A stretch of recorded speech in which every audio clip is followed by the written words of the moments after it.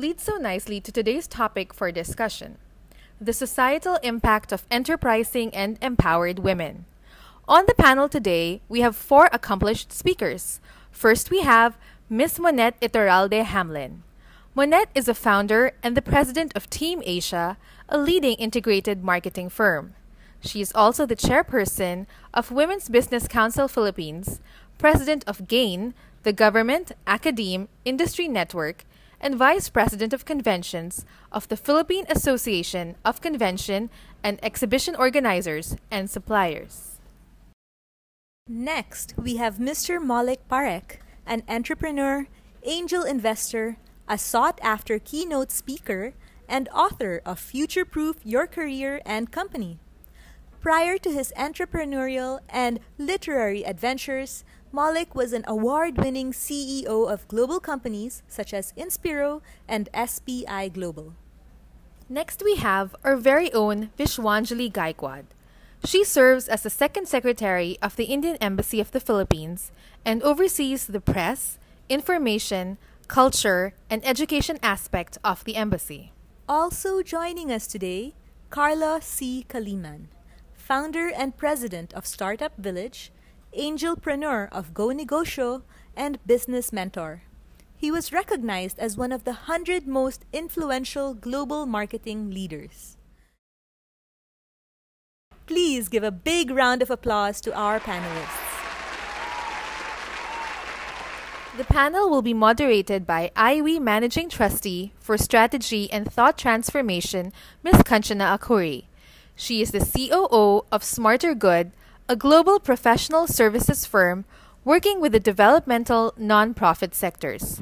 Let's now listen in as she weaves the conversation with our dynamic panelists. Thank you, Sharon, for a wonderful round of introduction for very eminent and impressive voices we have in the panel today. I feel so encouraged to see this panel, the very diverse panel today on this topic, which very clearly tells us two things. One, that women empowerment is no longer a specific gender issue. And two, there is growing acknowledgement and recognition, and acceptance that any kind of sustainable, holistic development is not possible if it is not inclusive or equitable. Is there really an impact to the society when women empowerment happens? And let's look at some data regarding that to understand what is the importance of it. One of the report by the International Monetary Fund talks about participation of women's labor force, even if it equals country-specific male labor force, the kind of increase to the GDP that would happen, for instance, in the US is about 5%, in Japan by 9%, in United Arab Emirates by 12%, and in Egypt by 34%. That's a lot of wealth waiting to be generated by a section of society who's only hungry to take on more. Let me cite another data point on this. According to the UN Food and Agriculture Organization, if women had the same access to productive resources as men, they could increase yield on their farms by 20 to 30%. And in turn, that would increase the agricultural output in the developing countries by 2.5 to 4%. Women empowerment could put more food on the table, educate more, empower more. The list is endless. Essentially, what we're trying to say is women empowerment is no longer a nice to have, but an imperative to the future of the planet that we live on. On that note, let me invite the panelists in and get their comments. Essentially, what does women empowerment mean to you? Your idea of women empowerment, right? And Monette, may I start with you? Sure.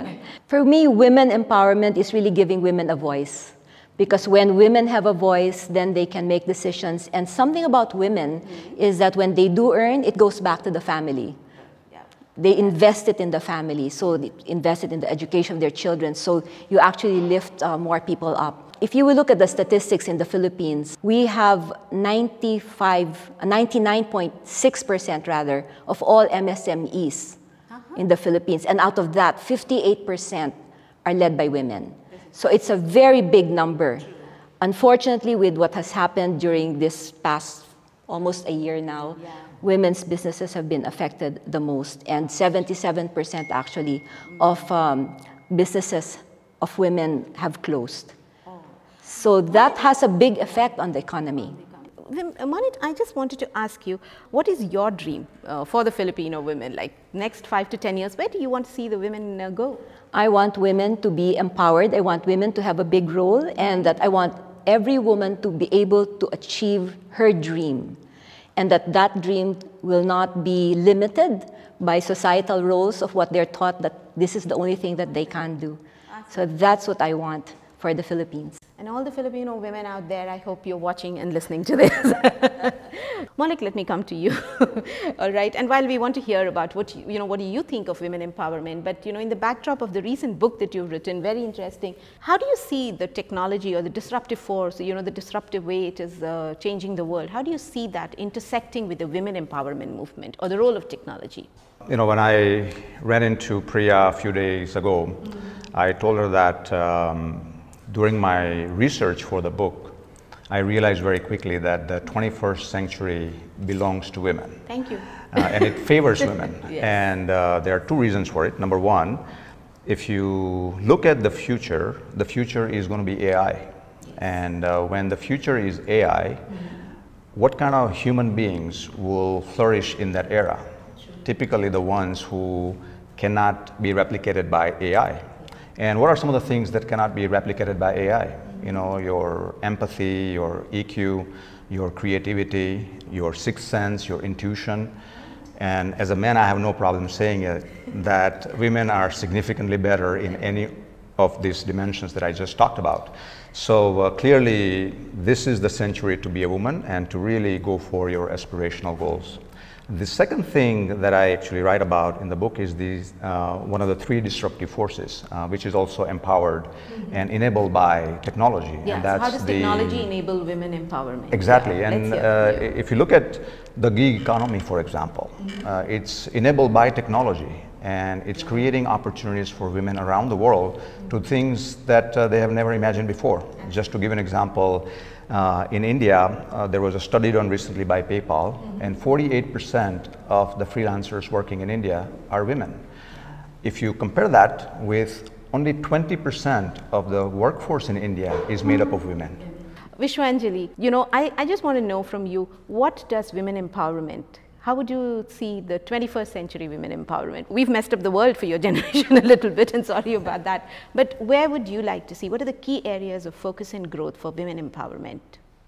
Right. So for me, if I were to even tell you what empowerment means for me to begin with, then for me, it doesn't matter if it is women empowerment or empowerment of any other person, but empowerment is feeling that you have as much control over your life as possible. And the moment I can start taking a decision of whether I want to go to a school or not, whether I want to continue pursuing volleyball after the age of 16 or not, I think even this is something that gives me a control over my life. So I have an understanding of myself, and I know that I want to follow a particular path. And in between of that, now there is no other pressure, no other conditioning of society coming in between, and I'm allowed to do that. For me, that is empowerment. Where would you like to see the focus areas, Right. And now when we talk about the 21st century, definitely I don't think we talk about empowerment in terms of women having the right to vote or women having the right for education, because like you said, at least we all agree that it is nice to say that it should be available to everyone. But I think now this whole topic has become a little more nuanced, a little more sophisticated, and that is why it needs more sophisticated solutions, which means that in the 21st century, the empowerment would probably be in the smaller, tiny things. For example, how does a working woman manage the household, right? Then another sophisticated way of looking at women empowerment is, do we look at a woman taking a decision to maybe not pursue the career anymore and maybe do something else? Do we call it a less demanding choice? Do we call it quitting? Or do we say that instead of going up, she decided to go sideways? It's really a testament, what you've said, it's really a testament to the women's movement that look where have we come, right? Carlo, it would be amiss if I didn't take this opportunity. So do speak about empowerment, what women empowerment means, but I really wanted to also know, what is the secret of entrepreneurial spirit? What is it really? And how can a woman incorporate that in the daily lives as they go about it? You know, it sounds very magical, right? Entrepreneurial spirit. I think you mentioned it. It's not just about women. It's about just basically equality, getting equal opportunity for everybody. In fact, with the movement being skewed towards women now, and as you mentioned, the world is being prepared for, or it's ripe for women's taking now because of the different skills, the different situations that women are used to that fit the modern day technological world. Now, the men are now going to be displaced, right? But I think that in the future, what I'd like to see is we don't even talk about empowerment because everybody is just as empowered as everybody else. And I believe that we're getting into that mode or that direction. Now, to answer your question about having that entrepreneurial spirit or that entrepreneurial mindset, right? Basically, the spirit is all about being able to disrupt the way how things are being done, being innovative in the process. As entrepreneurs, we are seen as pathfinders, right? Meaning we carve a new path, we discover new ways of doing things. But if you think about it, as you mentioned earlier, right? A lot of the MSMEs, particularly here in the Philippines, is actually started by women, right? Around 60% of the 99.6% MSMEs in the Philippines are actually women founded or women-led. So I think culturally it's already there. Why? Because historically the men have been, they're part of the workforce. They're all corporate. Well, the women, okay, you stay at home, but at the same time, some of them are allowed to, okay, why don't you do something on the side to augment our income, and that's when they become more entrepreneurs. And that's what we call enterprising women. You know, they will find a way, right? They will find a way wherever you put them. So because the mindset, right? Yeah. It's not just about starting a business, but it's the ingenuity and they're forced to innovate even at the homes, right? Managing budgets, managing the child's homework, and so on. But if you look at today's day and age as well, what you're seeing is that even the men are being forced into that. Yes. The pandemic has forced, a balance, so to speak, right? If you talk to the children, the complaints are the same. Dad is busy, mom is busy too. Yeah. Now, who balances what? Then even before the pandemic, you'd hear the term house husbands, right? Already in the fold. So because there's that shift happening. All the women audience, out there, take pride. You are an entrepreneur, like Carlos says, like Maulik says, it is yours to ask and take because it is the era of the women. Like what Monet says, every woman should be able to think for herself, right? Takeaway from Vishwanjali is that, look, we've walked a pretty good journey. We must also be sensitive to this fact that there is, while we sit here and talk about it, there is a world where much needs to be done, right? So let's talk a little about the challenges to the women empowerment, right? Vishwanjali, I would love to see a world where, we didn't have to think of empowerment, but we're not yet there, right? If we had only 3 areas to, areas of challenges to work upon, what would those be? I think education is one. I think we need to start really with giving education and the opportunity to be educated to all women. You see, you're talking about technology, but if you look at the numbers, very few girls enter STEM. Yeah. And that is something that must be pushed if we want women to really develop in this field. What is holding them back? It's still the societal roles that they have been taught. You still play with Barbie dolls rather than playing with robots and cars and Lego. So these are things that we can work on so that early on the girls have an idea that they can be anything. I think to go along with what Monet said, we live in a world where we are always at a macro level celebrating the global icons and the trendsetters. But we also need to take time and celebrate the everyday heroines in our lives, in our homes, in our neighborhoods, in our communities. And what I mean by that is, we see William's sister inspiring a whole generation of young girls of colors who never thought tennis belonged to them, but inspired them to pursue that sport. You saw when U.S. soccer team, the women's soccer team won Olympics gold medal in 1996. It generated a whole generation of young girls wanting to learn how to play soccer. But we forget sometimes to celebrate a neighbor who has gone through corporate ladder, who has broken through glass ceiling, somebody who has taken the courage to open a new business, taken a path that is uncharted, those things need to be celebrated more at a micro level, because as Monette said, we need to give more role models to the young girls. Said, you are not always supposed to be playing with Barbie if you don't want to. If you want to, no problem. But you can do anything you want. There is no limitation as to what you can achieve in your life. From a technology startup perspective, I'd like to see more women play a role. Why? Because most of the engineers are actually men, and it's still a man's world in that sense from a global perspective. I'd like to see more technology startup founders pop up, but from a women entrepreneur perspective, as you mentioned, I've seen a lot of them here in the Philippines, which is very fortunate for us. But another area I think also that I'd like to see more women with a voice is also in politics, right? Yes. We're seeing more of that, definitely. but I think that maybe the changes that we need in the world needs a woman's touch in that sense. True.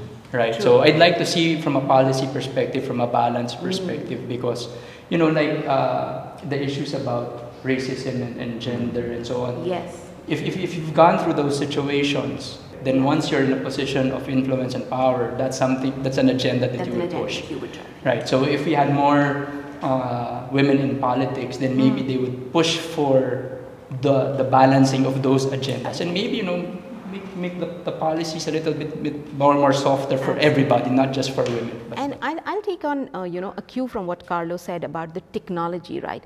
Let's talk about digital divide and empowerment, women empowerment. And digital divide right now seems to be a pretty gendered issue, right? Definitely technology is less accessible to women compared to men, right?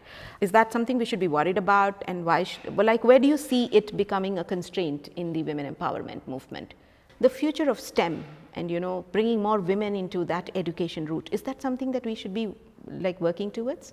Definitely, and definitely working towards it in a conscious way, was even mentioned before, that it starts with education. It is the exposure that you give at a very tender, impressionable age, that okay, this is also a field I can work in, this is also a field I can apply my mind to. So it starts with basic education. And I think when you talk about STEM, if I were to tell what are the qualities required to excel, then I would say creativity, persistence, immense amount of that, and maybe this unending curiosity for discovery, which I don't think is based on the gender. So does STEM require more women? Yes. Do they have the ability to be there? Yes. And how it would change the field of STEM? Then I think all the problems that we say are the 21st century problems, be it climate change, or be it you invent internet and now there is a problem of, say, digital divide, or you invent something and then there is a disadvantage of that. So I think today's science cannot just be science, STEM cannot just be STEM, but it comes with a ethical backing, which I think is something that having more women in the field of STEM can offer a different perspective. You have to also look at the other side of the coin, which is to start at the very top, and which means the technology companies need to be proactive about adding more women in not only just C-suites, but also in the board positions, because once that happens, then it trickles down throughout the organization. When male counterparts see female members sitting in the C-suites or in the boardrooms, they automatically accept other women coming into doing some of the roles that they are used to doing. So that's something is changing now. I mean, I was just preparing for this. I read up on a couple of statistics that the women are increasing their representation in board positions by 23% a year. Now, again, they are starting with a very small denomination at this point, so that's not a big deal. But at least it's going in the right direction. But we need to just keep pushing for it. Can I add something to, I was just sharing with you earlier about the Grant Thornton study that just came out, right? Where in the Philippines, almost half of the senior leadership positions in companies are held by women. And we are #1 versus the 29 other countries' economies that were looked at. So I think it's important to have women at the boardroom level. And for women who are there to sponsor other women. Because you need a sponsor to be able to go up the ladder. And that is something that women can do for other women. Sisterhood. If I may add also, I think it goes back also to what everybody said about celebrating the success of women in positions, or even women in technology. Like, for example, I mentor for Google. So one of my fellow mentors who heads the artificial intelligence and machine learning department of Google is actually a woman, which is very surprising because, and she's young, right? Which is very surprising because it's a male-dominated. Why? Because it takes years to be an engineer and to walk up the ladder, and she's already up there, right? So we need to celebrate those kinds of successes. In fact, if you look at the other technologies that we see, whether it's the technology being used by Netflix and so on, it's actually developed by a woman. So we need to celebrate those more. But at the same time, I agree also with women being part of the board, right? But I think that we have to be careful also about, you know, sisters helping other sisters, because in the end there might be an imbalance that would come up again in the future, right? Because that's what I was pertaining to earlier. While we want the gap to narrow down, we might be creating further gaps again in the future. So I think in terms of balancing out, it's always about equality and balance, and we have to be conscious about that. Yeah. Even today, with everything, all the strides that have been made, we still have about 5% CEOs in the top Fortune 500 companies, right? And you know, even though we feel, right, Vishwanjali, so, you know, even though we feel much has been done, there is still a lot to be done, right? Do you know that it was as late as 1975 that United Nations actually included gender equality as part of its Sustainable Development Goal 5, right? And, you know, while we sit here and say 75, right, but even then it was a landmark decision, right? It was. And there have been quite a few landmark decisions in the women movement, and behind that there has been years of effort and, you know, painstaking advocacy by women. How important is it for women community to kind of unite, participate, and, you know, create these kind of action groups? How important is that to the movement for women to be involved? And, you know, women-led organizations, what is the value that they bring? Most definitely. I mean, with the Women's Business Council, we were actually set up almost 25 years ago by the Department of Trade and Industry to be the voice of women in business, because we needed to know what were the concerns, the challenges. And if you have a group sharing what are the experiences, then you can actually push forward what those things are that need to get done. So at the Women's Business Council, for example, we work on giving access to finance, access to markets, access to networks, helping women develop leadership positions.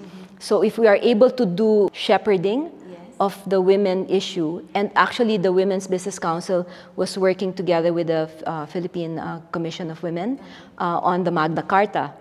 So the Philippines has a Magna Carta for women, which when I go overseas, they're all saying, how did you do that? We want to have that as well, because those actually protect women.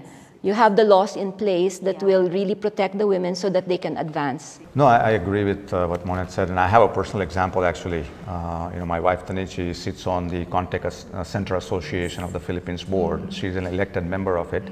And in the election that just took place 2 months ago, her platform was to add more diversity on the board, because there are 9 members and she was the only female, even though out of 1.3 million people working in the industry, 60% are women. So she ran on the platform to add more women. She had 5 other women who ran for the election. 3 of them got elected. And so unless women are fighting for women, it's not going to happen. Men on their own may not think about it, not because we don't want to do it, but that may not be the top priority for us at this time. So I think we need to see that done by and celebrated by other women. And I want to take this question a little further. You know, we have CEOs here, like, who run like large growth organizations, right? What would you advise? What would be your advice to women organizations? Usually, you know, when women groups come together, it is one thing to start a women group. How do we sustain it? How do we grow? How do we keep the passion alive? How do we not let it, you know, disintegrate into, you know, an overnight movement or something? So from your own experience of having set up large growth organizations, what would your advice be to women organizations? Any tips, Carlo? I think first and foremost, I think people should be united in the agenda. Because at the end of the day, you know, we're all fighting for the same thing, and you don't want those personal agendas to get in the way. Because the challenge with having different organizations is the fact that each and every one, naturally, because, you know, they're led by individuals or a group of individuals, would have different opinions that would come out, and that's where the challenge lies. Because the how to achieve the agenda is where the conflict arises. And that's when you forget about what you're doing and rather focus on your own agenda. And that's when it becomes more challenging as organizations. And this is not just happening for women-led organizations, right? But happens with all organizations and associations for that matter. We forget why we were there in the first place. Vishwanjali, you have a vantage point, being part of the Embassy of India, right, in Manila. How do you see what are the kind of women issues that, these women organizations should focus on, and, so that there's a very huge segment of women community that gets misplaced or displaced, or come in as what we call trailing spouses, for lack of a better term, right? How do you foresee that these women organizations, what should they be doing? How should they come in, and what intervention would you advise? I think one area in which I see immense value, and that is the area of mentoring, right? Because why do we read books, right? Because I want to know what you have learned in say 40, 45 years, 30 years of your life. I want to learn it. Be careful. I want to learn it at. We appear that old. 30 years, more likely. I want to learn it, say, in 3 hours that I read the book. So it has value. And what you have learned in whatever span of time you've spent working in a particular area, if I get to know about it in 3 hours, then I can go and do my own new mistakes and not probably do the same ones. So what is the value? There is immense value in mentoring. There is a very interesting facet of women, that is the multiple roles that she plays in life, right? I want to ask you, most of women empowerment, the women that are outside the formal workplace, the women who are traditionally, at-home mothers or traditional homemakers, how does women empowerment and the movement take care of them? And do you see that? Actually, there is the phenomenon that they call unpaid work. Yes. Where women do a lot of work, 2.5 times more than men do at home, and still they're not paid. So the thing is, I think the value of mothers mostly is to teach their children, men and women, boys and girls, that it should be equitable. So that the boys should respect the girls should respect the boys as well, and that this is work for both to take care of the family, because it has to start there. If I go beyond that, we need to get media in as well, because we don't want our children watching television and seeing the roles that the women play versus the men. We want to see in media that everyone is pitching, that the home is for everyone.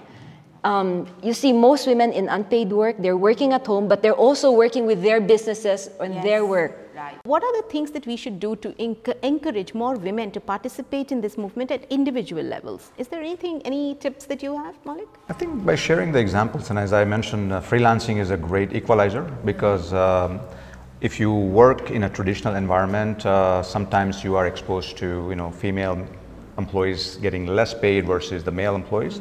In freelancing, you decide your price. Nobody tells you whether you should be 20% less than the male counterpart doing the same work. So I really think that more and more women who may be at home wondering, maybe I have something in me to contribute to the world more than just taking care of the family, should look into that opportunity, see what skills they can bring to the table, and start sharing with people. What is that one simple thing that you do and encourage others to do, to forward the Empower journey?